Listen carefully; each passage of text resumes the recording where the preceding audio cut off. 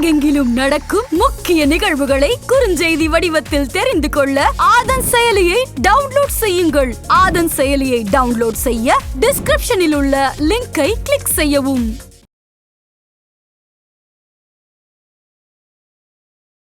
இந்தியாவில் NDBS act போதைப் பொருள் தடுப்பு சட்டம்னு ஒன்று இருக்கு. 2000 அந்த சட்டம் வந்தது. அந்த சட்டப்படி கஞ்சாவோ எந்த போதைப் பொருளோ ஒருத்தர் வச்சிருந்தா அவருக்கு குறைஞ்சபட்சம் 10 ஆண்டுகள் சிறை தண்டனையும் 5 லட்சம் ரூபாய் அபராதம். அது ஃபாலோ பண்றாங்களா? பொதுவாக தப்பு செய்யறவங்க போலீஸை பார்த்தா ஓடுவாங்க. போலீஸ் மேல வீசுறாங்க. அது என்னன்னா அதுக்குள்ள வெடிகுண்டு இருக்கு. அப்புறம் அந்த பசங்களை பிடிச்சி சேஸ் பண்ணி பிடிச்சிட்டு அதுக்கப்புறம் பார்த்தா 3 பேருக்கும் 17 வயசு பையங்க. இந்த கஞ்சா விற்கக்கூடிய முதலாளி இந்த பையங்களை பயன்படுத்துறாங்க. என்ன காரணம் அப்படின்னா, ஒண்ணு அவங்க கொஞ்சமா காசு கொடுத்தா போதும், கூலி கொடுக்கறது கொஞ்சமா கொடுத்தா போதும், அவங்களுக்கு தண்டனை. ஓப்பனா சொல்லணும்னா போலீஸ் கண்ணிலே மண்ணை தூவிட்டு எப்படி கடத்துறாங்க. முன்னாடி ஒரு இடத்துல சாராயம் வைப்பாங்க, ஒரு இடத்துல கஞ்சா வைப்பாங்க, அந்த இடத்துல தான் வைப்பாங்க. ஆனா இப்போ அப்படி இல்லை. மொபைல்ல இப்போ நீங்க செல்போன்ல வாட்ஸ்அப் குரூப் வச்சுக்கிறாங்க. யாருக்கு வேணுமோ அவங்க கான்டாக்ட் பண்ணி சொல்லிட்டாங்கன்னா அவங்க குறிப்பிட்ட இடத்துக்கு. ஆதன் நியூஸ் நேயர்களுக்கு வணக்கம். இன்றைய நேர்காணலில் நம்மோடு இணைந்திருக்கிறார் ஓய்வு பெற்ற காவல் உதவி ஆணையர் திரு ராஜாராம் அவர்கள். வாருங்கள் பேசுவோம். வணக்கம் சார். சார், சமீப காலங்களில் பார்த்தீங்க அப்படின்னா போதைப் பொருள் சம்மந்தமான நிறைய செய்திகளில் நம்ம கேள்விப்பட்டுக்கிட்டு வரோம். குறிப்பாக வாயிலேயே நுழையாத நிறைய பேர்களில் போதைப் பொருள்கள் கடத்தப்படுவதும் போலீஸார் பிடிக்கப்படுவதுமாக இருக்கிறது. இந்த போதைப் பொருள் நடமாட்டமானது கொரோனா காலகட்டத்துக்கு பிறகு ரொம்ப அதிகமாகிடுச்சுன்னு சொல்லலாம். இது எப்படி திடீர்னு இவ்வளோ வேகமாக பூம் ஆச்சு? எப்படி இவ்வளோ வேகமாக பரவ ஆரம்பிக்குது போதைப் பொருள்? அதாவது கொரோனா டயத்தில் லாக்டவுன் பண்ணிட்டாங்க. இந்த போதை பிரியர்கள்னு இருக்காங்கல்ல நம்ம தமிழ்நாட்டில், அவங்க நிறைய பேர் இருக்காங்க. அவங்களுக்கு அந்த லாக்டவுன் பீரியடில் என்ன பண்ணுறது ஏது பண்ணுறதுன்னு ஒன்றும் தெரியல. அவங்களுக்கு போதைக்கு தேவையான பொருள் எதுவும் இல்லை. ஏன்னா கவர்மெண்ட் ஒன் ஷாப்பை மூடிட்டாங்க. உடனே அவங்க என்ன பண்ணுறாங்க, அதுக்கு மாறாக இவங்க தேடி போகிறது இந்த கஞ்சா. அது ஒரு பொட்டலம் 5 ரூபா 10 ரூபா 15 ரூபா அந்த மாதிரி சைஸுக்கு தகுந்த மாதிரி விற்றுருந்தாங்க. அந்த பக்கம் போனாங்க. அந்த பக்கம் இவங்க எல்லோரும் மொத்தம் போக ஆரம்பித்த உடனே அதோட தேவை அதிகமாகிடுச்சு. பயன்பாடு ஜாஸ்தியான உடனே தேவை ஜாஸ்தியாகிடுச்சு. இங்கே ஒன்றும் சப்ளை இல்லை. ஓரளவு தான் தேனி மலைக்காடுகள் இருந்தது, அதை அழிச்சிட்டாங்க. அது சப்ளை கம்மியான உடனே என்ன பண்ணுறாங்க, இங்கே இருக்க ஆட்கள் அங்கே OTA பார்டர் அப்படின்னு சொல்லிட்டு ஒரு இடம் இருக்குது. OTAன்னா ஒரிசா, தெலுங்கானா, ஆந்திரா பார்டர். அந்த பார்டரில் போய் விளைவிக்கிறாங்க கஞ்சாவை. நம்ம ஊரில் நெல் பயிர் விளைவிக்கிற மாதிரி கஞ்சா பயிர். ஆமாம், பயிரிட்டு அதை அங்கேருந்து இங்கே எடுத்துகிட்டு வராங்க. அங்கே 1 கிலோ 2000 ரூபா. இங்கே தமிழ்நாட்டுக்குள்ளே வந்தாச்சுன்னா 20,000 60,000 வரைக்கும். அதுக்கு இந்த மாதிரி ரேட்டு கூடி இருந்ததுக்கு. அந்த மாதிரி ஒரு சூழ்நிலையில் பாருங்கள், நீங்கள் எப்போ கஞ்சா மாட்டினாலும் அதில் 2 பேர் மாட்டுவாங்க குறைஞ்சபட்சம். 2 பேரில் ஒருத்தர் ஆந்திராவை சேர்ந்தவர் இருப்பார், ஒருத்தர் மதுரை தேனியை சேர்ந்தவராக இருப்பாங்க. இது காரணம் என்னென்னா, இவங்க அங்கே போய் அவங்க கூட இருந்து எல்லாம் பண்ணுறாங்க. இப்போது விளைவிக்கிறது ஒரு குரூப்பு, டிரான்ஸ்போர்ட் பண்ணுறது இன்னொரு குரூப்பு, அதை வாங்கி டிஸ்ட்ரிபியூட் பண்ணுறது இன்னொரு குரூப்பு, அதை விற்கிறது இன்னொரு குரூப்பு. இது ஒரு பெரிய நெட்வொர்க். இந்த நெட்வொர்க்கில் கோடிக்கணக்கில் பணம் புழங்குது. அதுக்கப்புறம் அந்த கொரோனா பீரியட் முடிஞ்சதுக்கப்புறம் ஒயின் ஷாப் திறந்தாங்க. ஒயின் ஷாப் திறந்தப்போ ஒரு குவார்ட்டர் 100 ரூபா 110 ரூபா அப்படிங்கிற ரேட்டு ஜாஸ்தி ஆகிடுச்சு. அப்போ அவங்களுக்கு இது அந்த 100 ரூபாய்க்கு 110 ரூபாய்க்கு பார்த்தோன்னா இப்போ 10 ரூபாய்க்கு விற்று போட்டு 20 ரூபா கூட அவங்களுக்கு 3 நாளைக்கு தேவையானது கிடைச்சிருது. ஸோ இதுலேயே அவ்வளோ பேரும் தேடி வர ஆரம்பிச்சிட்டாங்க. அதனால் என்ன ஆச்சு, இதோட தேவைகள் ஜாஸ்தி ஆயிடுச்சு. தேவைகள் ஜாஸ்தியானோன்னா அங்கே வெளியே இருந்து இம்போர்ட் பண்ண ஆரம்பிச்சிட்டாங்க. அப்படி இம்போர்ட் பண்ணி வர்றது தான் நம்ம தமிழ்நாட்டில் அதிக அளவில் கிடையாது. அதிக அளவில் சொல்ல போனால் சுத்தமாக கிடையாது. கஞ்சாவை பொறுத்தவரை OTA பார்டரில் தான் வருது. இப்போ அந்த OTA பார்டரில் ஒருத்தரை பிடிச்சார், சுந்தர ராவுன்னு சொல்லிட்டு. அவர் 300 கிலோ கஞ்சம் அதோட பிடிக்கிறாங்க. அவர் யார் என்னன்னு பார்த்தா ஒரு மாவோயிஸ்ட் தலைவர். அவங்க கூட 5 பேரை பிடிக்கிறாங்க. அவர் என்ன பண்ணுறாருன்னா, இது விளைய வச்சு வாங்கி ஒரு வீடு முழுக்க அப்படியே ஸ்டாக் பண்ணி வச்சுருக்காரு. அங்கேருந்து அவர் விற்கிறார் அவங்க இயக்கத்துக்கு பணம் தேடுறதுக்காக. அப்போ அவர் கூட மாட்டினவங்களையும் விசாரிக்கிறாங்க. தமிழ்நாட்டுக்கு யார் போகிறாங்கன்னா, தமிழ்நாட்டிலேருந்து ஒரு 5 பேர் எங்கள் ஆட்கள் இருக்காங்க மாவோயிஸ்டுகள். அதில் மாணவர்கள் இருக்காங்க. அவங்களும் இதை விற்கிறாங்க, டிஸ்ட்ரிபியூட் பண்ணுறாங்க, எல்லாம் பண்ணுறாங்க. அப்படின்னோடனே இவங்க அங்கே இந்த டீமுக்கு வராங்க. இங்கே பார்த்தா சோழிமேட்டில் அதுக்கு முன்னாடி இவங்க வீட்டை காலி பண்ணிட்டு போயிட்டாங்க. ஸ்டூடெண்ட்ஸ் வந்திருக்காங்க. வேலூர்லேயும் போய் தேடி இருக்காங்க. எதுக்காக சொல்கிறேன்னா, ஒரு மாவோயிஸ்ட் இயக்கம், தீவிரவாத இயக்கம் கூட தான் வளர்கிறதுக்கு இதை பயன்படுத்திக்கிறாங்க கஞ்சாவை. அந்த கஞ்சாவோட பயன்பாடு இப்போ கஞ்சா தமிழ்நாட்டில் பயன்படுத்தப்படுறது மட்டுமல்ல, இங்கேருந்து வெளிநாட்டுக்கு, இலங்கைக்கு, அதே மாதிரி மலேசியாவுக்கு, தாய்லாந்துக்கு இங்கெல்லாம் வந்து இங்கேருந்து நம்ம வழியாக போகுது. இதில் இந்த இது பார்த்தீங்க அப்படின்னா இது வந்து ஆர்கானிக் அப்படின்ற மாதிரி சொல்லலாம். ஆர்கானிக்ன்ற வார்த்தை கூட நான் சொல்லக்கூடாது. இது வந்து இயற்கையாக விளைவிக்கக்கூடியது, இயற்கையாக கிடைக்கக்கூடியது. ஆனால் மனிதனுடைய பயன்பாட்டுக்காக சில சமயம் செயற்கையாக தயாரிக்கப்படுறது இல்லைங்க சார். கஞ்சாவை தாண்டி சில போதைப் பொருட்கள் வந்து செயற்கையாக தயாரிக்கப்படுது. சொல்ல வரேன். இது வந்து இயற்கையாக விளையக்கூடியது அப்படின்னு சொல்கிறீங்க. இப்போது ஐநாவில் வந்து 53 நாடுகள் கொண்டு ஒரு இடம் இருக்குது. ஒரு இது என்னென்னா, கஞ்சா வந்து போதைப்பொருள்லாம் நம்ம வந்து தடுக்கணும் அப்படிங்கிறதுக்காக ஐநாவில் ஒரு மீட்டிங் நடக்குது. அந்த அமைப்பில் வந்து 53 நாடுகள் இருக்குது. அதில் வந்து கஞ்சாவை வந்து நம்ம தடுக்கணும் அப்படிங்கிறது அவங்க ஒரு இது கொண்டு வர்றாங்க. அதுக்கு எதிராக இல்லை தடுக்கக்கூடாது, அதை மருத்துவ பயன்பாடுக்கு பண்ணலான்னு சொல்லிட்டு அமெரிக்கா, பிரிட்டன், இந்தியாலாம் ஆதரவு தெரிவித்து ஓட்டு போடுறாங்க. 27 நாடுகள் இப்படி போட்டதுனால ஆதரவை பாஸ் ஆயிடுச்சு சட்டம்.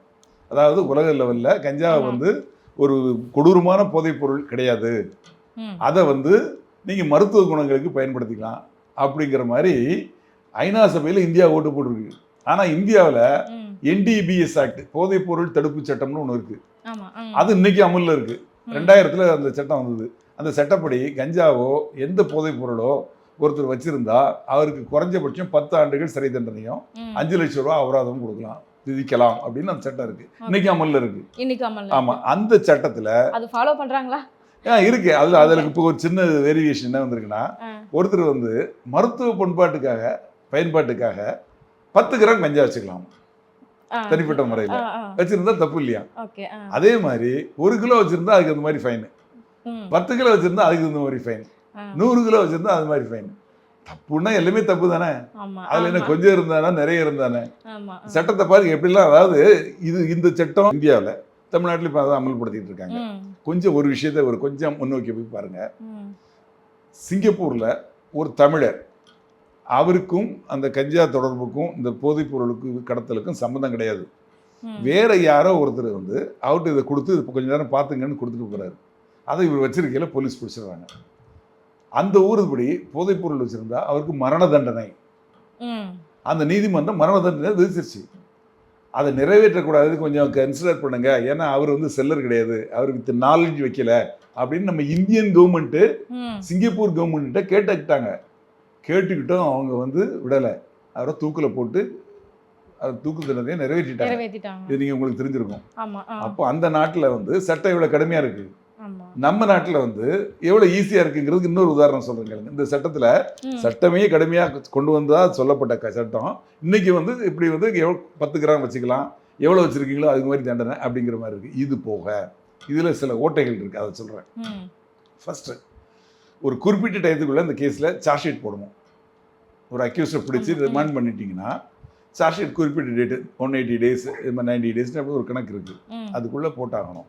இதுல ஏன் போட முடியல அப்படிங்கிறதுக்குள்ள கதையும் சொல்றேன். தமிழ்நாடு முழுக்கும் ஒரே லேப் தான் இருக்கு. கோர்ட்டு மூலமா அந்த லேபுக்கு அனுப்பணும். அவங்க பரிசீலனை பண்ணி இதுல வந்து இவ்வளவு கஞ்சா இருக்குது அப்படின்னு சொல்லி அவங்க வந்து இது கஞ்சா தான், இல்ல இது போதைப் பொருள் தான், இதுல இத்தனை % இந்த போதைப் பொருள் இருக்கு அப்படின்னு அவங்க ஒரு சர்டிஃபிகேட் கொடுக்கணும். அந்த சர்டிஃபிகேட் வந்தால் தான் அவங்க பேர்ல குற்றப்பத்திரிகை சார்ஜ் ஷீட் போட முடியும். இந்த குறிப்பிட்ட டேட்டுக்குள்ள சார்ஜ் ஷீட் போடலைன்னா அவனை ஜாமீன்ல விட்டுறலாம். இப்போ அப்படிதான் எத்தியோப்பிய நாட்டை சேர்ந்த ஒருத்தரை பிடிச்சி உள்ள போட்டிருந்தாங்க. இப்போ ஒரு வாரத்துக்கு முன்னாடி உயர் நீதிமன்றம் விடுதலை பண்ணிட்டாங்க. என்ன காரணம்னா, இந்த டேட்டுக்குள்ள நீங்க சார்ஜ் ஷீட் போடலை. காவல்துறை ஏன் சார்ஜ் ஷீட் போட முடியல அப்படிங்கிறதுனா, இந்த மாதிரி வந்து அது ப்ரூஃப் பண்ணல, அந்த சர்டிஃபிகேட் வாங்க முடியல. ஏன்னா தமிழ்நாடு முழுக்க நிறைய பிடிக்கிறாங்க. இப்போ அப்போ நிறைய சாம்பிள்ஸ் அங்கே வருது. எல்லா சாம்பிளையும் அவங்க செக் பண்ணி அவங்க கொடுக்கறதுக்கு டிலே ஆயிருது. அந்த டிலே ஆகல யாருக்கு சாதகமாக போயிருது? குற்றவாளி சாதகமாக போயிருது. அவன் வெளியே வந்து சும்மா இருக்க போறான், திருப்பி அந்த அவன் நாட்டுக்கு ஓடிட்டு போறான், இதை தான் பண்ண போறான். அதனால சட்டங்கள் திருத்தப்படணும். அதே மாதிரி அந்த இன்னொன்று இருக்கு. இப்போ போதைப் பொருளில் வந்து மேக்சிமம் 18 வயசுக்கு கீழே உள்ள சிறுவர்கள், 18 வயசுக்கு கீழே உள்ளவங்களுக்கு சிறுவர்கள் அப்படின்னு சொல்றாங்க. அவங்களுக்கு வந்து IPC இந்தியன் பீனல் கோட் சட்டம் செல்லாது. அவங்களுக்கு வந்து ஜுனைல் ஜஸ்டிஸ் ஆக்ட் அப்படின்னு ஒரு ஆக்ட், சிறுவர் சீர்திருத்த பள்ளி. ஆமா, அந்த சிறுவர் சீர்திருத்த சட்டத்தின்படி போதைப்பொருள் போதைப் பொருள் விற்றாலும் எந்த தவறு செய்தாலும் 18 வயசு வரைக்கும் அவனை சிறார் பள்ளியில வைக்க முடியும். சீர்திருத்த பள்ளியில் 18 வயசுக்கு மேல அவனை விட்டுடலாம். ஆக இந்த தவறு செய்யறவங்க, போதைப் பொருள் கடத்துறவங்க, விற்கிறவங்க, இதுக்கு வந்து சிறுவர்களை பயன்படுத்துறாங்க. அவங்களுக்கு தண்டனை பெருசாக கிடையாது, ஈஸியாக வந்துடுவாங்க அப்படிங்கிறதுக்காக. உதாரணத்துக்கு ஒன்று சொல்கிறேன். அரக்கோணத்தை இங்கே கஞ்சா வைக்கிறாங்கன்னு சொல்லி 3 காவலர்கள் பிடிக்க போகிறாங்க. இந்த 3 காவலர்களும் பிடிக்க போகல, அங்கே கஞ்சா எடுத்துகிட்டு இருக்க 17 வயசு சிறுவர்கள் ஒரு பையை தூக்கி வீசுகிறாங்க. அது மேலே பொதுவாக தப்பு செய்கிறவங்க போலீஸை பார்த்தா ஓடுவாங்க, இப்போ போலீஸ் மேலே வீசுகிறாங்க. அது என்னென்னா அதுக்குள்ளே வெடிகுண்டு இருக்குது. அது வெடிகுண்டு வெடித்து 3 காவலர்களும் காயம். அப்புறம் அந்த பசங்களை பிடிச்சி சேஸ் பண்ணி பிடிச்சிட்டா. அதுக்கப்புறம் பார்த்தா 3 பேருமே 17 வயசு பையங்க. அப்போ கஞ்சா விற்கிறதுக்கு அந்த கஞ்சா விற்கக்கூடிய முதலாளி இந்த பையங்களை பயன்படுத்துகிறாங்க. என்ன காரணம் அப்படின்னா, ஒன்று அவங்களுக்கு கொஞ்சமாக காசு கொடுத்தா போதும், கூலி கொடுக்கறது கொஞ்சமாக கொடுத்தா போதும், அவங்களுக்கு தண்டனைங்கிறது பெருசாக வராது. அவங்கள போலீஸ் பிடிச்சாலும் கூட போய் ஜெனரல் ஹோமில் வைக்க போகிறாங்க, அவங்க அப்பா அம்மா போய் ஜாமீன் கொடுத்தா கூட்டு வந்துடலாம். இந்த மாதிரி வழிகள் இருக்கிறதுனால அது மாதிரி பண்ணுறாங்கன்னா அந்த சட்டங்களும் சீர்திருத்தம். அப்புறம் இந்த இது ஒன்று கேட்டிங்க இல்லையா, இது இயற்கையாக விளையுதுன்னு. ஆமாங்க சார். அதே மாதிரி இப்போ பிடிபட்டது பாருங்க, மெத்தாபெட்டமின், இந்த மாதிரி ஹீரோயின் பவுடர், இது எல்லாமே உலகத்தில் அதிகமாக எங்கே தயாரிக்கப்படுதுன்னா, உலகத்துக்கு சப்ளையே ஆப்கானிஸ்தான் தான். ஆப்கானிஸ்தானில் இது ஒரு செடியாக உருவாக்கப்படுது. பாப்பி செடிகள்னு சொல்லி ஒரு செடி, அது கிட்டத்தட்ட 2.5-3 அடி உயரம் வளரும். அந்த செடி பூ பூக்குறது தாமரைப்பூ மாதிரி பூக்கும். அந்த செடியை நம்ம ஊரில் நெல் கோதுமை பயிரிடுற மாதிரி அந்த ஒரு அரசாங்கத்துக்கிட்ட சொல்லிட்டு தெரிஞ்சு பயிரிடுறாங்க. பயிரிட்டு அதை கட் பண்ணி அதை அங்கேருந்து ஃபேக்ட்ரிக்கு கொண்டு போய் அதை பவுடராக்கி, அந்த பவுடர் கூட சில சிந்தட்டிக் ஐட்டங்களை சேர்த்து அதில் தான் ஹீராயின் பவுடர். ஹீராயின் பவுடர் 1 கிலோ 7 கோடி. மெத்தாபெட்டமின் அப்படிங்கிறது அடுத்த ரேங்கு, அது 2 கோடி 1 கிலோ. இந்த கஞ்சா சொன்னோம் இல்லையா, அந்த கஞ்சா ஆயில்னு ஒன்று இருக்கு, ஹாஷ்னு, கஞ்சாலேருந்து எடுக்கக்கூடியது. ஆமாம், அந்த எண்ணெய் 1 லிட்டர் 1 கோடி. 1 கோடிங்களா? யார் அது பாருங்க எவ்வளோ பணப்புழக்கம் இருக்கு. ஆமா, அது அவ்வளோ தூரம் யார் சார் அப்படிலாம் காசு கொடுத்து வாங்குறாங்க? மக்கள் பயன்படுத்துறாங்கல்ல. போதைப் பிரியர்கள் இருக்கிற வரைக்கும் அவங்களுக்கு ஒன்று போதைப் பிரியர்கள், 2வது டிரான்ஸ்போர்ட்டிங். இந்த வழியா இங்கே நான் சொன்னேன் இல்லையா, செலோன், அந்த மலேசியா, இந்தோனேஷியா, பேங்காக், இது மாதிரி இடங்களுக்கு இங்கேருந்து நம்ம ஊர் வழியாக போகுது. அது மாதிரி போகல தான் கஞ்சா ஆயில் பிடிச்சாங்க. இதில் சார் இதெல்லாம் பார்த்தீங்க அப்படின்னா பெரிய அளவு மாஃபியா கும்பல் ஈடுபட்டிருக்குன்னு சொல்லலாம். சில சமயம் இப்போ பார்த்தீங்க அப்படின்னா சமீப காலங்களில் இந்த மெடிக்கல் ஷாப்லலாம் அந்த டேப்லெட்ஸை வாங்கி போட்டுக்கிறது அப்படிங்கிறது இப்போ கொஞ்சம் அதிகமாயிட்டே வருது. ஒரு 10 டேப்லெட் 20 டேப்லெட் சேர்ந்தாப்புல போட்டு அது மூலியமாவும் ஒரு போதையை ஏற்றிக்கிறாங்க. எல்எஸ்டின்னு சொல்லுவாங்க. அந்த போதை மாத்திரைக்கு எல்எஸ்டி அப்படிம்பாங்க. அந்த எல்எஸ்டி மாத்திரைகளை விற்கக்கூடாது. ஆனால் எல்எஸ்டிங்கிற பேரில் இல்லாமல் அந்த போதையை தரக்கூடிய சில மாத்திரைகள் இருக்குது. அந்த மாத்திரைகளை மெடிக்கல் ஷாப்பில் விற்கிறாங்க. அது டாக்டர் ப்ரிஸ்கிரிப்ஷனோட தான் வாங்க முடியும். யாருக்குன்னா மனநிலை பாதிக்கப்பட்டவங்க இருக்காங்க இல்லையா, அவங்களுக்காக இந்த மாதிரி சில மாத்திரைகள் இருக்குது. அதை ப்ரிஸ்கிரிப்ஷன் இல்லாமல் கொடுக்கக்கூடாது. ஒவ்வொரு மெடிக்கல் ஷாப்லேயும் அந்த பிஃபார்ம் படித்தவர் ஒருத்தர் இருக்கணும். ஆனால் எந்த இதுலேயும் மெடிக்கல் ஷாப்லேயும் பிஃபார்ம் படித்தவங்க கிடையாது. அங்கே சிசிடிவி வச்சுருக்காங்க. இதுக்கு பார்க்கறதுக்குன்னே, இங்கே செக் பண்ணுறதுக்குன்னே தனியாக ட்ரக் இன்ஸ்பெக்டர்ஸ் இருக்காங்க. அவங்க அங்கே செக் பண்ணணும். சிசிடிவி ஃபுட்டேஜில் பார்த்து எத்தனை பேருக்கு ப்ரிஸ்கிரிப்ஷனை வச்சுட்டு கொடுத்துருக்காங்க, ப்ரிஸ்கிரிப்ஷன் இல்லாமல் யாருக்கெல்லாம் கொடுத்துருக்காங்க, எவ்வளோ ஸ்டாக் இருக்குது, எவ்வளோ விற்றுருக்காங்க, எங்கேருந்து எவ்வளோ வந்தது இன்புட்டு, இதெல்லாம் அவங்க செக் பண்ணி அவங்க தவறு செய்கிறவங்க மேலே கேஸ் போடணும். அந்த எல்எஸ்டி ஸ்டாம்ப் இருக்கு இல்லையா, அதில் பின்னாடி கூட தடவிடுறாங்க, போதை ஸ்டாம்புன்னு. அதை கூட மெட்ராஸில் நிறைய பிடிச்சிருக்காங்க. நம்ம அண்ணா நகரில் ட்ரிப்ளிகன்லாம் லட்சக்கணக்கில் பிடிச்சிருக்காங்க.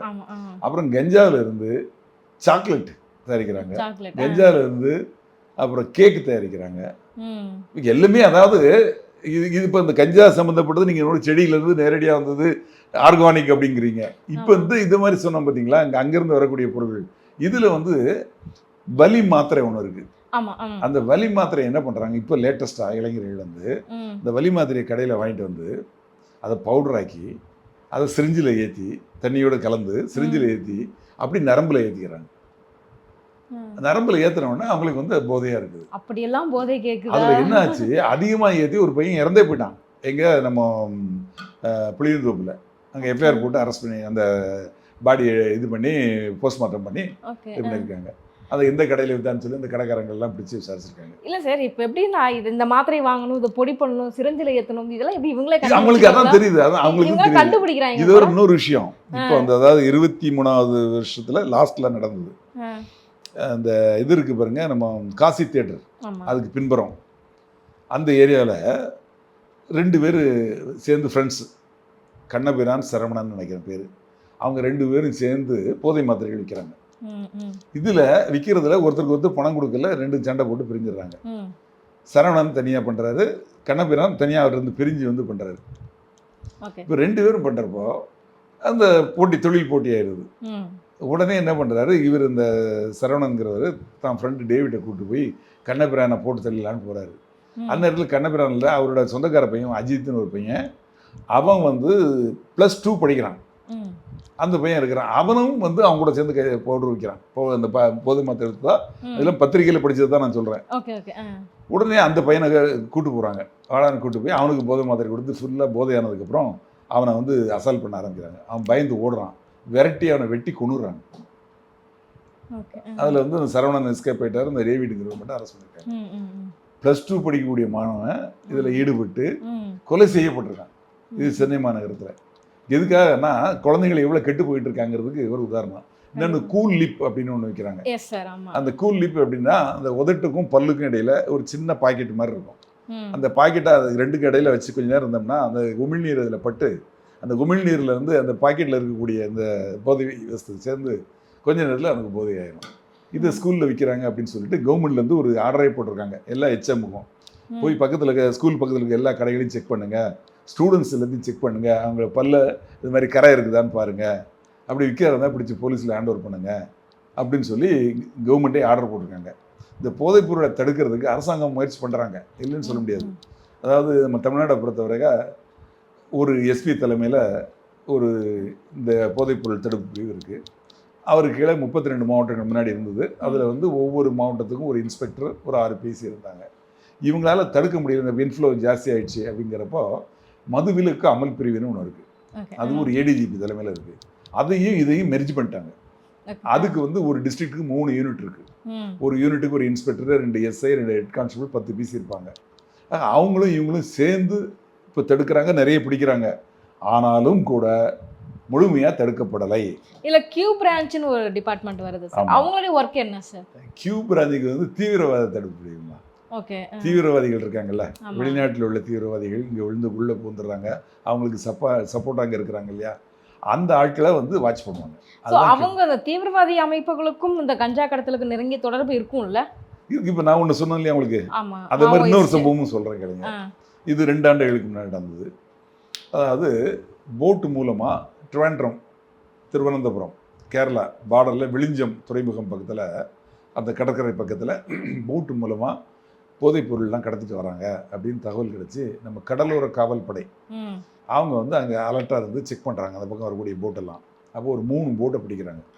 அந்த 3 போட்டை பிடிச்சாச்சுன்னா அதில் வந்து 200 கிலோ ஹெராயின் பவுடர், 5 AK-47 துப்பாக்கி, ஒரு 1000 தோட்டா AK-47 தோட்டா, இவ்வளவுத்தோட பிடிக்கிறாங்க. அதில் அந்த 5 பேருமே ஸ்லோனிஸ்ட். உங்களுக்கு யாரா பாஸ் அப்படின்னு கேட்டால் அவங்க சொல்கிறாங்க, திருச்சியில் வந்து ஸ்லோனிஸ்ட் கேம்ப் இருக்குது, அந்த கேம்ப்லேருந்து தான் எங்களுக்கு இன்ஸ்ட்ரக்ஷன் கொடுக்குறாங்க அப்படிங்கிறாங்க. அப்புறம் அவங்க வாக்குமூலப்படி இந்த கேம்ப்லேருந்து 14 பேரை அரெஸ்ட் பண்ணாங்க. அதில் குணசேகரா அப்படிங்கிறவர் தான் ரொம்ப மெயின் ஆள். அவர் யாருன்னா அந்த தீவிரவாத விடுதலை புலி இருக்கு இல்லையா, அந்த இயக்கத்தில் தீவிரமான ஆள் அவர். இப்போ அந்த இயக்கத்தில் தலைவரெல்லாம் கொல்லப்பட்டு எல்லாம் முடிஞ்சு போச்சுல, அந்த இயக்கத்தை திருப்பி புதுப்பிக்கிறதுக்காக அங்கிருந்து வருது. ஈரான்ல இருந்து, ஆப்கானிஸ்தான்ல இருந்து, பாகிஸ்தான்ல இருந்து இது மாதிரி போட்டில் போதைப்பொருள், இந்த போதைப்பொருளை கொண்டு விற்றா 1 கிலோ வந்து 7 கோடி, இத்தனை கோடி லாபம் கிடைக்கும். அவங்களுக்கு தேவையான துப்பாக்கியும் அங்கேருந்தே வாங்கி வர்றாங்க. கடைசியில் அந்த குணசேகராவை பிடிச்சி ஆதிலிங்கம்னு ஒருத்தர் பிடிக்கிறாங்க. அந்த ஆதிலிங்கங்கிறவர் யார் அப்படின்னா, சரத்குமாரோட டாக்டர் இப்போ கல்யாணம் ஆக போகுது இல்லையா, நடிகை, அவங்களுக்கு ஒரு காலத்தில் PRO வந்திருக்காரு அந்த ஆதிலிங்கம். அவர் வந்து இப்போ சினிமாவுக்கு நிறைய பணம் முதலீடு பண்ணுறாரு. இந்த ஷெட்டுலாம் போடுவாங்கல்ல, அந்த ஷெட்டு போடுறது, இந்த மாதிரி வேலையெல்லாம் செஞ்சுருக்கு. கொஞ்ச நாள் அவங்களுக்கு PRO வந்திருக்காரு, அதை விட்டு வெளியே வந்துட்டாரு. ஆனால் அவரையும் அரெஸ்ட் பண்ணி இப்போ உள்ளே போட்டு சார்ஜ் ஷீட் போட்டாங்க. இப்போ உள்ளே இருக்காரு. எதுக்காக சொல்ல வரேன்னா, அதில் தீவிரவாத இயக்கம் இது விடுதலை புலிகள். முதல்ல சொன்ன பார்த்தீங்கன்னா சுந்தர் ராவ், ஆமாங்க சார், அது வந்து மாவோயிஸ்ட் இயக்கம். மாவோயிஸ்ட். அதனால அந்த இயக்கங்களுக்கும் அதில் நிச்சயமாக தொடர்பு இருக்கு. கண்டிப்பா. இதுல பாத்தீங்க அப்படின்னா சரி ஓகே, வெளியில இருக்கிறவங்க தான் நிறைய அந்த போதைப் பொருட்களுக்கு அடிமையாகிறாங்க அப்படின்னா, சிறைக்குள்ள போறவங்க பாத்தீங்கன்னா அங்கேயும் சில நேரங்கள்ல பிடிக்கிறாங்க. நிறைய செய்திகள் கேள்விப்படுறோம். எப்படி சார் ஒரு சிறைங்கிறது அவ்வளவு பாதுகாப்பு மிகுந்த ஒரு இடம், ரொம்ப கட்டுப்பாடுகள் மிகுந்த இடம், எப்படி உள்ள கொண்டு போக முடியுது? குற்றவாளிகள் இருக்காங்க இல்லையா, குற்றவாளிகள் மேக்சிமம் எல்லாருமே போதைக்கு அடிமையானவங்க தான். மேக்சிமம் 90% வந்து போதைக்கு அடிமையானவங்க தான். இந்த போதைக்கு அடிமையாயிட்டாங்கன்னா, இப்போ இந்த ஹீரோயின் பவுடர்லாம் ஒரு வாட்டி யூஸ் பண்ணிட்டாங்கன்னா உடம்பு உள்பகுதியெல்லாம் குளிர்ந்துருதுங்கிறாங்க. உள் உறுப்புகள்லாம் குளிர்ந்துருது. திருப்பி அதை பயன்படுத்தினா தான் அவங்க நார்மல் நிலைமைக்கு வர முடியும். அப்படி மாதிரி ஒரு சூழ்நிலைக்கு தள்ளப்படுறாங்க. அதனால அந்த பவுடர் இல்லைன்னா அவங்க வந்து கத்த ஆரம்பிச்சிடுறாங்க, அறுத்துக்கிறாங்க. அதெல்லாம் கேள்விப்பட்டிருப்பீங்க. இது மாதிரிலாம் பண்ணதுக்கு காரணம் அதுதான் காரணம். இது போக கஞ்சாவை பயன்படுத்தக்கூடிய குற்றவாளிகள் இருக்காங்க. இவங்களுக்கு வந்து குற்றவாளிகள் இப்போ ஊரில் குற்றவாளிகள் கொஞ்சமாக இருக்காங்க, ஜெயிலில் குற்றவாளிகள் மட்டுமே இருக்காங்க. அப்போ அவங்களுக்கு அதுக்கு ஒரு கட்டாய தேவையாக இருக்குது. அப்போ அவங்களுக்கு நிறைய விஷயங்கள் ஜெயிலில் வெளியே இருந்து அவங்களோட ஆட்கள் வந்து ஒரு பொருட்களை மாதிரி கட்டி கல்லோட கட்டி உள்ளே வீசுவாங்க. இந்த இடத்துக்கு வீசுகிறேன், இந்த இடத்துல நான் இருப்பேன் அப்படின்னு சொல்லி அது மாதிரி பிடிக்கிறாங்க. அந்த ஜெயில் வார்டன்கள் அவங்க மூலமாக பண்ணுறாங்க. அங்கே உள்ளே வந்து தண்ணி வண்டி வரும், காய்கறி வண்டி வரும், அந்த மாதிரி போகையில் அவங்க மூலமாக உள்ள கடத்துறாங்க. இது மாதிரி இவங்களை பார்க்கறதுக்கு எல்லாருக்கும் அளவு உண்டு. அவங்க சொந்தக்காரங்க பார்க்கலாம், அட்வொகேட் பார்க்கலாம். அவங்க பார்க்கையில் பழங்கள் கொடுக்கலாம், பிரெட் கொடுக்கலாம். அப்போ அதுக்குள்ள வச்சு கொடுத்துருவாங்க. போலீஸ்காரங்களும் உள்ள இருப்பாங்கல்ல. ஆமா, அதனால இவங்க உடந்தையா இருக்கிறதுனாலையும் அவங்களுக்கு வந்து தேவையானது கிடைக்கிறதுனாலையும் அவங்க வந்து அதுக்கே பழக்கப்பட்டதுனாலையும் அது ஒரு அத்தியாவசிய தேவையா அங்கே ஆயிடுது. காவலர்களுக்கு வந்து அங்கே சிறை காவலர்கள்னு பார்த்தீங்கன்னா ரொம்ப கம்மியாக தான் இருக்காங்க. இப்போ நம்ம புழல் ஜெயிலில் எடுத்துக்கிட்டிங்கன்னா கிட்டத்தட்ட 3000 பேர் அரசு. 3 ஜெயில் இருக்கு. லேடிஸ் ஜெயில் ஒன்று, ஜென்ஸுக்கு 2 ஜெயில் இருக்கு. ஒன்று வந்து விசாரணை கைதிகள், இன்னொன்று வந்து தண்டனை கைதிகள். தண்டனை கைதிகளில் ஒரு 1000-1500 பேர் இருப்பாங்க. விசாரணை கைதிகள் 3000-4000 பேர் இருப்பாங்க. பெண்கள்லேருந்து ஒரு 500 பேர்கிட்ட இருப்பாங்க சிறையில். இப்போ 30 பேர் உள்ளே இருக்காங்க அங்கே. அப்போ இது வந்து விசாரணை கைதிகள் வந்து கோர்ட்டுக்கு வந்துட்டு போவாங்க. கோர்ட்டுக்கு வந்துட்டு போகையில் அவங்களுக்கு தெரிஞ்ச நண்பர்கள் மூலமாக அப்படி எடுத்துகிட்டு போயிடுவாங்க. அந்த மாதிரி நடக்குது. இப்போ பார்த்தீங்க அப்படின்னா சைலேந்திர பாபு சார் தலைமையில் வந்துட்டு பார்த்தீங்கன்னா கஞ்சா ஒழிப்புன்னு சொல்லிட்டு 2.0 அப்படின்ற மாதிரியான திட்டங்கள்லாம் கொண்டுட்டு வந்தாங்க. ஸோ தமிழக அரசுமே சரி கஞ்சாவை வந்து போதைப் பொருட்களை வந்துட்டு ஒடுக்கிறதுல ரொம்ப தீவிரமாக வந்துட்டு இன்வால்வ் ஆகி இருந்தாலும் எப்படியோ இந்த மாதிரி தவறுகள்லாம் நடக்க தான் செய்யுது. ஸோ இவங்களுடைய பெரும்பாலும் அந்த இது எப்படி அதை கடத்த என்ன மாதிரியான ட்ரிக்ஸ் ஃபாலோ பண்ணுறாங்க? ஓப்பனாக சொல்லணும்னா போலீஸ்கள்லேயே மண்ணை தூவிட்டு எப்படி கடத்துறாங்க? அது காவல்துறைக்கு அது எப்படின்னா, முன்னாடி ஒரு இடத்துல சாராயம் வைப்பாங்க, ஒரு இடத்துல கஞ்சா வைப்பாங்க, அந்த இடத்துல தான் வைப்பாங்க. ஆனால் இப்போ அப்படி இல்லை.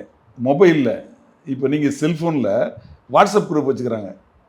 யாருக்கு வேணுமோ அவங்க கான்டாக்ட் பண்ணி சொல்லிட்டாங்கன்னா அவங்க குறிப்பிட்ட இடத்துக்கு, இப்போ அதாவது டீ கடைக்கு வந்தாங்கன்னா டீ சாப்பிட்ற மாதிரி வந்துடுறான் அவன், இவனும் வந்துடுறான். டீ சாப்பிட்ற மாதிரியே இப்போ பொட்டலத்தை கொடுத்துட்றான், காசை வாங்கி பாக்கெட்டில் போட்டு போயிடறான். இன்னொன்று ஆள் இல்லாத இடத்துல ஒரு இடத்துல கொண்டு போய் வச்சுட்டு போயிரு, நான் காசை அங்கே கொண்டு வச்சிடறாங்க, அங்கே கொண்டு கொடுத்துட்றான்.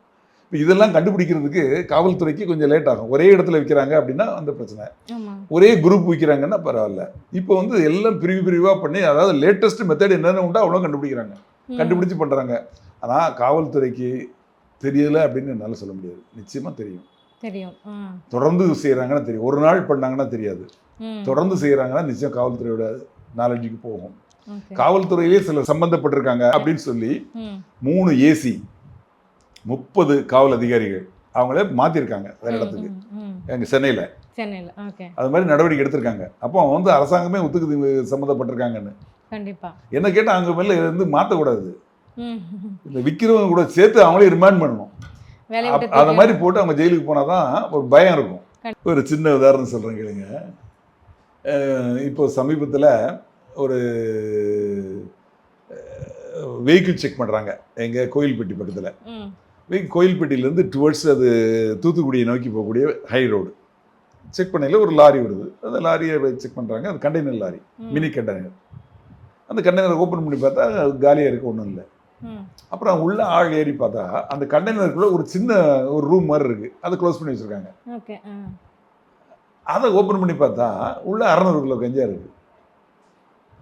அதாவது எப்படிலாம் எடுத்துகிட்டு போகிறாங்கிறது இது ஒன்று. இதை விட இன்னொன்று இன்ட்ரெஸ்டிங்கு, ஆண்டிப்பட்டி பக்கத்தில் ஒரு கருவாட்டு லாரி வருது.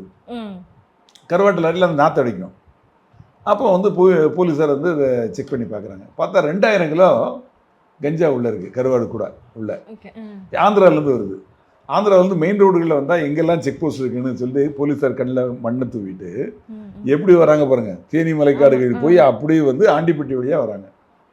இது ஒன்று. இதோட இன்ட்ரெஸ்டிங்கான சமாச்சாரம் ஒன்று என்னென்னா, அதாவது சென்னை மாதிரி பெரிய நகரங்களில் அனாதை பிணங்கள் நிறைய கிடைக்கும்.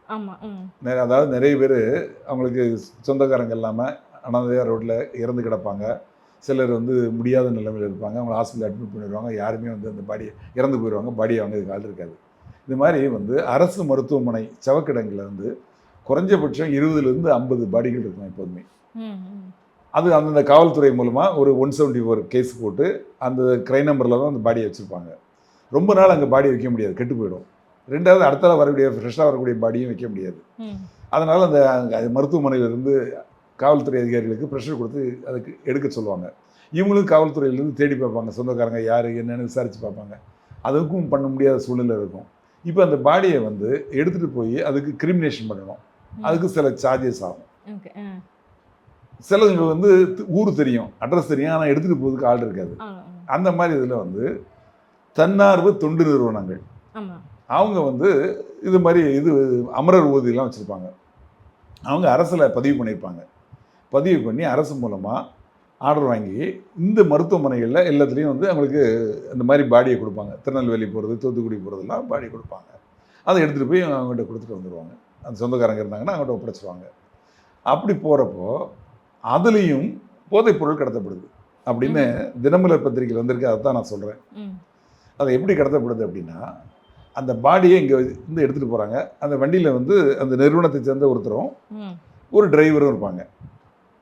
அந்த பாடிக்கு கீழே கஞ்சா அடுக்கி வச்சு அதுக்கு மேலே பாடியை வச்சு இது வண்டி இங்கேருந்து மூவ் ஆகி போகுது. பொதுவாக வந்து இது மாதிரி அமரர் ஊதியை வந்து காவல்துறையினர் வந்து செக் பண்ண மாட்டாங்க. டோல் பிளாசாவில் இருக்க போலீஸும் சரி, மற்றவங்களும் சரி, எங்கே செக் போஸ்ட் இருக்கோ போலீஸ் செக் போஸ்ட்டு செக் பண்ண மாட்டாங்க. இதை பயன்படுத்திக்கிட்டு இங்கேருந்து கஞ்சா அங்கே வரைக்கும் கொண்டு போயிடுறாங்க. கொண்டு போய் அந்த டிரைவருக்கு தெரியாமல் அந்த டிரைவர் அந்த ஊருக்கு அவுட்டர்லேயே இறக்கி விட்டு ஒரு 1000 ரூபாய் கையில் கொடுத்து ஒரு ரூம் எடுத்து தங்கியோன்னு சொல்லி இவங்க கொண்டு போய் பாடியை இறக்கிட்டு இதை இறக்கிட்டு அப்புறம் பாடியை கொண்டு இறக்கிட்டு அந்த காசை எடுத்துகிட்டு வந்து டிரைவரை கூப்பிட்டு வந்து இங்கே இறக்கி விடல. அதுக்கு 1000 ரூபா கூலி கொடுப்பாங்க சம்பளம். ஆனால் 10,000 ரூபா கொடுப்பாங்க. இந்த மாதிரி ஒரு நிறுவனம் ஈடுபடுது அப்படின்னு சொல்லிட்டு பத்திரிகையில் போட்டிருக்காங்க. ஆக பிணத்துக்கு இடையிலையும் வச்சு கஞ்சாவை வச்சு கடத்துறாங்க அப்படிங்கிறதெல்லாம் நடக்கு அப்படிங்கிற மாதிரி போட்டிருக்காங்க. கண்டுபிடிச்சிட்டாங்க அந்த டீம். அது மாதிரி வந்து சொல்றாங்க அவங்க இந்த நிறுவனம்னே நிறுவனத்தை சொல்லியிருக்காங்க. 3 நிறுவனங்களில் ஒரு நிறுவனம் அப்படின்னு சொல்லிட்டு. ரவுடிகள் சப்போர்ட் அவங்களுக்கும் மாமல் போகுது. கட்சிக்காரர்கள், அரசியல்வாதிகள், நிச்சயமா அந்த அரசியல்வாதிகளால தான் தடுக்க முடியாமல் போகுதுக்கு மெயின் காரணம். அரசியல்வாதிகள் மேல நடவடிக்கை எடுக்கிறதுக்கு அரசாங்கம் நடவடிக்கை எடுக்கணும். எடுப்பாங்களா அப்படிங்கிறது எனக்கு தெரியாது. ஆனால் செய்யணும். செஞ்சாதான் அதுக்கு கட்டப்படும். இந்த ஊக்க மருந்து அப்படின்னு சொல்லுவாங்கல்ல சார், இந்த விளையாட்டு வீரர்கள் பயன்படுத்துறது, ஜிம்மில் ஒர்க் அவுட் பண்ணுறாங்க, அந்த உடல் வலி தெரியாமல் இருக்கிறதுக்கு பயன்படுது, அதெல்லாம் எந்த மாதிரியான போதை வஸ்துக்குள்ள சேரும் சார்? அதாவதுமா இப்போ கையில் அடிபட்டுருது, ஒரு கட்டாயிருது, அந்த இடத்துல தையல் போடணும் அப்படின்னா அந்த இடத்துல வலி தெரியாமல் இருக்கிறதுக்கு ஒரு ஊசி போடுவாங்க. மறுத்து போகிறதுக்குன்னு சொல்லுவாங்க. மரத்து போகிறதுக்கு அந்த ஊசி போடுவாங்க. அந்த ஊசியை நீங்கள் நார்மலாக போட்டாலும் போதையில அவ்வளோதான், சிம்பிள். ஓகே. அது வந்து மெடிக்கல் ஷாப்பில் கிடைக்கும். யார் போய் கேட்டாலும் கிடைச்சிரும். யார் போய் கேட்டாலும் அதான் சொல்கிறேன். டாக்டர் ப்ரிஸ்கிரிப்ஷன் எழுதி அந்த ப்ரிஸ்கிரிப்ஷனோட தான் அங்கே இருக்க பிஃபார்ம் படித்தவர் படித்து கொடுத்துக்கணும், பில் போட்டு கொடுக்கணும். ஆனால் அது நடக்கிறது இல்லை. லோக்கல் இன்ஜெக்ஷன் பேர், இந்த இன்ஜெக்ஷன் பேர் லோக்கல். அந்த இடத்துல மட்டும் வலி இல்லாமல் வலி தெரியாமல் இருக்கிறதுக்காக வலி நிவாரணம் கொஞ்ச நேரத்தில் ஒரு 2 மணி நேரம் 3 மணி நேரத்தில் இதாகிடும். அதை வந்து இவங்க நரம்பில் ஏற்றிடுறான். ஏற்றினோடனே அப்படியே போதையில் இருக்கிறான். இதில் இன்னொரு விஷயம் பார்த்தா மெத்துன்னு சொல்லுவாங்கல்லங்க சார், இந்த கடுகு சைஸில் இருக்கும். அது ஒன்று எடுத்து வாயில் போய் மெத்துன்னு சொல்லுவாங்க. அது கடுகு சைஸில் இருக்குமாங்க சார். கிட்டத்தட்ட அது 1 கிராமே பார்த்தீங்க அப்படின்னா 5000 அந்த மாதிரி சொல்கிறாங்க. ஸோ அது 5000 கொடுத்து வாங்குற அளவுக்கு சாமானிய மக்கள்கிட்ட அவ்வளோ பணப்புழக்கம் இருக்கும்னு நினைக்கிறீங்களா? இல்லை இது வந்து பெரிய பணக்காரர்கள் மத்தி மட்டுமே பொருளக்கூடியதா? உலகத்திலேயே அதிக இளைஞரை கொண்ட நாடு இந்தியா. இந்தியா நாட்டோட இளைஞர்கள் மொத்தம் கெட்டு போயிட்டு இருக்காங்க. கெட்டு போய் இப்போ போதைக்கு அடிமையாகிட்டு இருக்காங்க. அந்த போதைக்கு வந்து இந்த போதை வஸ்துகள் வெளிநாட்டிலேருந்து வருது பார்த்தீங்களா? நான் சொன்னேன் 1 கிலோ 7 கோடி 2 கோடி அப்படின்னு சொன்னோம் இல்லையா? அதெல்லாம் நீங்கள் சொல்கிற அளவு தான். அதை வந்து லேசாக, அதாவது ஒரு சின்ன தூள் கண்ணுக்கே தெரியாது, அதை எடுத்து சிகரெட் பேப்பரில் வச்சு கீழே வந்து ஒரு மெழுகுவத்தியை கொளுத்தி இதுலேருந்து புகை வரும் பாருங்க, அந்த புகை அப்படின்னு மோந்து பார்த்தா போதும், போதை ஃபுல்லாக போதை ஆகிடும். அப்படி ஒரு வாட்டி அவன் போதை ஆகிட்டான்னா திருப்பி அந்த மாதிரி அவன் கூட அந்த போதைக்கு திருப்பி அவன் உட்கொள்ளலைன்னா அவனுக்கு இருக்க முடியாது. ஆமாம், ஸோ அது எவ்வளோ காசு இருந்தாலும் கொடுத்து வாங்க முயற்சி பண்ணுறாங்க. பழகிடுறான்ல. ஃபஸ்ட்டு வந்து என்ன பண்ணுறாங்க, இந்த இதில் பழக்கமுள்ள ஒருத்தன் யார் மாதிரி அப்பாவி பசங்க மாட்டுறாங்களோ அவங்களுக்கு ஃப்ரீயாக கொடுப்பான். முதல்ல வான்னு சொல்லி கொடுத்து அவனுக்கு பழக்குவான். அவன் பழகிட்டான்னா அதை விட்டு அவன் வெளியே வர முடியாது. அப்போ அவன் காசு கொடுத்து வாங்கி தான் ஆகணும். இவன் விற்கிறவனா இருப்பான். அவனை வந்து அடுத்தால தனக்கு காசு வேணும் இல்லையா இது வாங்குறதுக்கு, அதுக்காக அவனும் விற்கக்கூடிய நிலைமைக்கு தள்ளப்படுறான். அப்போ வீட்டிலேருந்து திருட ஆரம்பிக்கிறான், தவறு செய்ய ஆரம்பிக்கிறான். இந்த மாதிரி தான் கெட்டு போகிறது. சார், பெரும்பாலும் இந்த மாதிரி போதை வஸ்துக்களுக்கு அடிமையாகக்கூடிய பசங்க எந்த வயது, எந்த கேட்டகரி சேர்ந்தவங்களா இருப்பாங்க? டீனேஜ். ரொம்பவுமே ஒரு ஏழ்மை சூழ்நிலை இருக்கிற பிள்ளைங்களுக்கு சாப்பாட்டுக்கே கஷ்டம் அப்படின்னும் போது இது மாதிரி இறங்க மாட்டாங்க. அப்ப எல்லாமே மேல் தட்டு, அப்பர் மிடில் கிளாஸ் அப்படி கிடையாது. நான் சொன்னேன் பார்த்தீங்களா, ஃபர்ஸ்ட் ஏழை குழந்தைகளை கூட அப்பாவி குழந்தைகளை இது மாதிரி ஏமாற்றி கொண்டு வந்துடுறாங்க. அந்த விற்பனைக்கு அவங்கள கொண்டு வந்துடுறாங்க. முதல்ல அவங்கள போதைக்கு பழக்கமாக்குறாங்க, அப்புறம் போதைக்கு அடிமையாக்குறாங்க. அப்புறம் அடிமையானதுக்கு அப்புறம் அவங்களுக்கு காசு வேணுமே, அந்த பொருள் வேணுமே, அதுக்காக அவங்களை விற்கக்கூடிய சூழ்நிலைக்கு எங்களை தெரிவிக்கணும். கொஞ்சம் கொஞ்சமாக அப்படி கொண்டு வந்துடுறாங்க. அந்த மாதிரி பணக்காரங்களையும் இருக்காங்க, ஏழைகளையும். பணக்காரங்களை பொறுத்தவரை வீட்டில் இருந்து திருட்டு வருவான், இல்லை அப்பா அம்மா மிரட்டுவான். இப்போ அது எதுக்கு போறீங்க? ஐடி கம்பெனி இளைஞர்களும் இளைஞர்களும் வீக்கெண்ட் பார்ட்டி ஈசிஆர்ல பாருங்க, எல்லாம் போதை தான். அவங்க வெறும் குடி போதை தானே. இது இருக்கு, பவுடர் இருக்கு, நீங்க விசாரிச்சு பாருங்க. ஆமா, ஏன் ஒரு இந்திய நடிகரோட பையன் கூட மாட்டினாரு. ஆமா ஆமா, நிறைய பேர். ஒரு தமிழ்ல பாடகர் ஒருத்தரோட பையன் கூட மாட்டினாங்க. அதாவது இதெல்லாம் வந்து நான் வந்து யாரையும் குறிப்பிட்டு சொல்லல. இப்போ சினிமா தயாரிப்பாளர் ஒருத்தரும் மாட்டி இருக்காரு. ஆமா, அதாவது சினிமா லைன்ல இப்ப நடக்குது. அதுல இப்ப அங்க மாட்டி ஒரு கட்சியில இருக்கிறாரு, அவரை தேடிட்டு இருக்காங்க. ஆமா ஆமா ஆமா, டெல்லியில பிடிச்சாங்க, அதுக்கப்புறம் அதை சம்பந்தமா அங்க கூட பிடிச்சாங்க, மதுரையில. கண்டிப்பா. அந்த அளவுக்கு வந்து தமிழ்நாட்டுக்குள்ள போதைப் பொருள் வந்து ரொம்ப சாதாரணமா, சர்வசாதாரணமா கிடைக்குது. இதுல இன்னொரு விஷயமும் ஒண்ணு சொல்றாங்க சார். இந்த போதைப் பொருட்களை வந்து கட்டுப்படுத்துறது அப்படிங்கிறது ஒரு பக்கம் இருந்தாலும், இந்த டி அடிக்ஷன் சென்டர் மாதிரி ஒண்ணு ஆரம்பிச்சுட்டு அதுக்கப்புறம் கட்டுப்படுத்துறதுல இறங்க, அது கட்டாயம் தேவை. அது ஈஸியா கட்டுப்படுத்திடலாம் அப்படின்னு சொல்றாங்க. அது கட்டாயம் தேவை. அதுக்கு அரசாங்கம் நிறைய டி அடிக்ஷன் சென்டர் கொண்டு வரணும். பிரைவேட்ல வச்சிருக்காங்க. பிரைவேட்ல என்ன பண்றாங்க, காசை வாங்கிட்டு எங்களை வந்து ஒண்ணுமே கொடுக்காம, அதாவது உடனே மொத்தமா நிறுத்தக்கூடாது. அவங்க வந்து போதைக்கு அடிமையானவங்க கொஞ்சம் கொஞ்சமாக குறைச்சி கொண்டு வந்து அவங்க மனநிலையே மாற்றணும். அதுதான் ட்ரீட்மெண்ட்டு. இவங்க என்ன பண்ணிடுறாங்க, உள்ளே போன உடனே அவங்களுக்கு வந்து மொத்தத்தையும் அவங்களுக்கு கிடைக்கலன்னு அவங்க என்ன ஆயிடுறாங்க, வெறி ஆயிடுறாங்க, கத்துறாங்க, உடைக்கிறாங்க. அப்போ என்ன பண்ணுறாங்க, இவங்க அடிக்கிறாங்க. அதில் நிறைய பேர் இறந்தே போயிருக்காங்க. பணத்தையும் கட்டி உயிரையும் போயிருக்கு. அந்த மாதிரி சூழ்நிலை இல்லாமல் அரசாங்கம் அதுக்கு வந்து நிச்சயமான நடவடிக்கை எடுக்கணும். அதில் மாற்றுக்கிறதே கிடையாது. இதில் வந்து பார்த்தீங்கன்னா ஆண்களும் பெண்களும் எல்லா விஷயத்துலையும் வந்து ஈக்குவல் அப்படின்ற மாதிரி பேசுகிறாங்க. சரி, மது குடிக்கிறதுலே ஆகட்டும், இல்லை போதை வஸ்துக்களுக்கு அடிமையாகிறதுல ஆகட்டும், ஆனாலும் ஆண்கள் ஒருபடி மேலே அதிகமாக இதில் வந்து ஈடுபாடு காட்டுறாங்க. என்ன காரணமாக இருக்கும்னு நினைக்கிறீங்க சார்? அப்படி சொல்ல முடியாது. எல்லாருமே பெண்களும் இப்போ வந்து பாருங்க இருக்காங்க சார். ஸ்கூல்ல படிக்கிற குழந்தைங்க கூட குவார்டர் பாட்டில் வச்சு குடிக்கிற மாதிரி இதுல வருது, வாட்ஸ்அப்ல போடுறாங்க. ஆனா வந்து ஆண்கள் சதவீதம் கொஞ்சம் அதிகமாவே இருக்கு. ஆண்களுக்கு அப்படின்னு போதை மேல ஒரு பிரியம். அதாவது ஆண்களை வந்து பொதுவாக நான் சொல்றது வந்து குறிப்பிட்டவங்களும் சொல்லல, அதிகமாக அவங்க தான் சம்பாதிக்கிறாங்க. அதாவது அதிகமாக அவங்க வேலைக்கு பணப்பழக்கம். நான் சொல்ல கிராமத்தில் உள்ளவங்களை எடுத்துங்க, சிட்டியில் சொல்ல. கிராமத்தில் வந்து வேலைக்கு போகிறதுல பெண்களும் போகிறாங்க, ஆனால் ஆண்கள் வந்து போகிறாங்க, சம்பளம் ஜாஸ்தி.